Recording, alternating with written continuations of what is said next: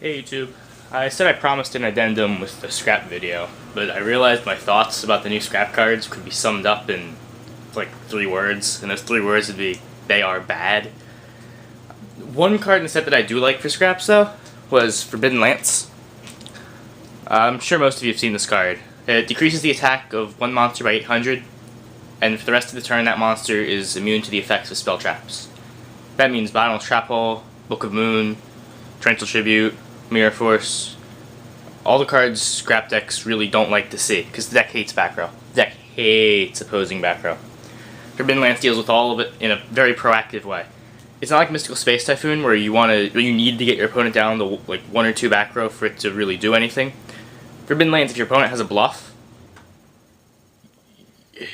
you can deal with the bluff without wasting a card. So if they have a set Pot of Avarice, let's just say, you don't have to go wasting an MST to get rid of the dead Pot of Avarice when you could be playing, just go out your combo with a Lance in hand, and you still have their Lance, and they still have the Avarice, which is most likely going to be either destroyed by Scrap Dragon or just hacked over for game. I thought that I'd just do an overview of what I thought of the set. People were hyping cards like Max C. I didn't see the deck lists yet for Dallas. I don't think they're up yet, but I don't think this card will have much of an impact. I really think it's a lot of hype. Just because the way it works is it gives your opponent the decision. What the card does, if you don't know, you discard it, and for the rest of the turn, when the opponent special summons a monster, you draw a card each time. So, they go Debris Dragon, get back Dandelion, that special summons 1, Synchro for Black Rose Dragon 2, Fluff Tokens, Synchro Summon number 3, yeah. So then you draw 3 cards. But it's not going to work like that. It'll be summon Debris Dragon, you chain Maxi, they get Dandelion back, you draw 1. Then they just pass the turn with the Dandelion Debris Dragon, which is still a fairly strong board. Leaving open for the Caius plays next. It's not as strong as blowing up your entire board, and if they had to blow up your entire board, likely it's worth the 3 cards for them. You're still setting them up for Caius plays next turn. I'd rather just pitch Effect Veiler and deal with the Debris Dragon altogether. Another thing that people were saying it was good against was, what was it? Some guy was saying it was good against Black Wings. I wanted to punch him in the face. I don't know what he was trying to get at with that. Maybe they're being played differently now? I don't know. I really haven't kept up with this game much in the last week because the format's over in 16 days, and I couldn't be damned to care. Samurai stuff's obviously dumb.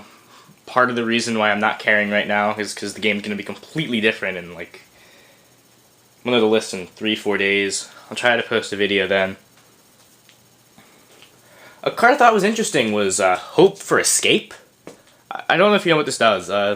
It's pay 1,000 life points, then you draw 1 card for every 2,000 life points difference between you and your opponent's life.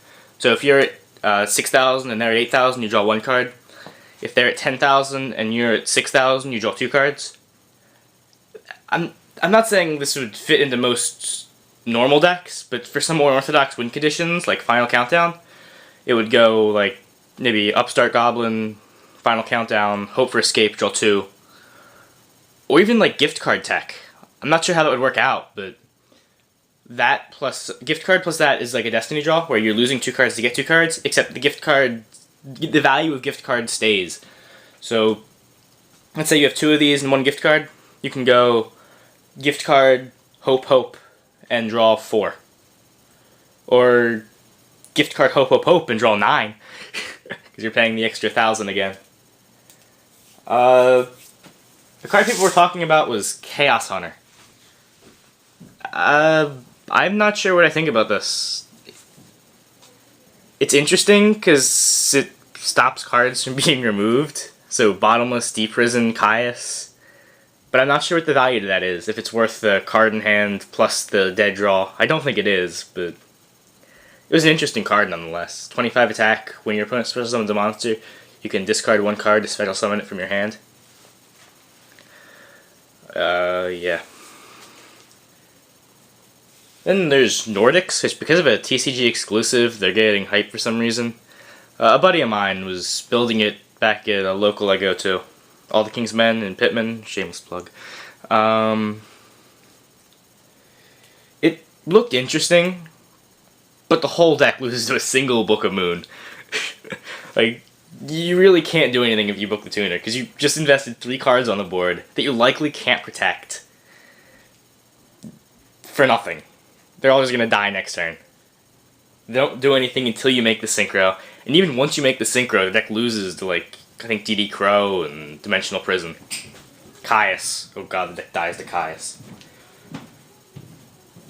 Yeah, but to elaborate on the scrap stuff, I know you guys are probably, like, outraged at me for not liking the scrap stuff, some of you. There's a lot of hate on that the Miles Kid channel, who's also a good friend of mine, for thinking the same thing as me. Basically, the thing is, Scrapbreaker, you need another card. Late game, the scraps often go into, you won't have that other card you'd want. It's much better to just have another monster. I'd rather play a 3rd Scrap Goblin, or anything, over a 3rd Cyber Dragon, because at least I can play that, over a Scrapbreaker. Just because, again, Scrapbreaker, you need another card.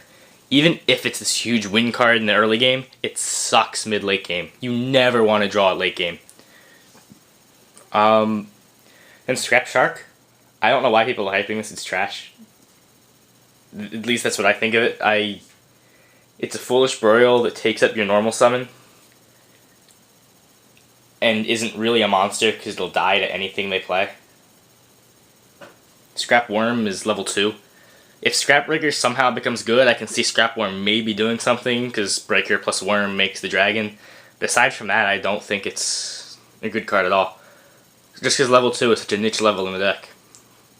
You don't really play any level 6s to make Scrap Dragons, don't play any level 7s aside from the occasional Arcanite Magician that would make the Scrap Twin. I don't think it's worth it. Yeah, so when the ban list goes up in a couple days, you can expect to see another video. This isn't really a video, it's more of a podcast with a nice background. Yeah, I'll post something in about 3-4 days when we hear the list. Until then.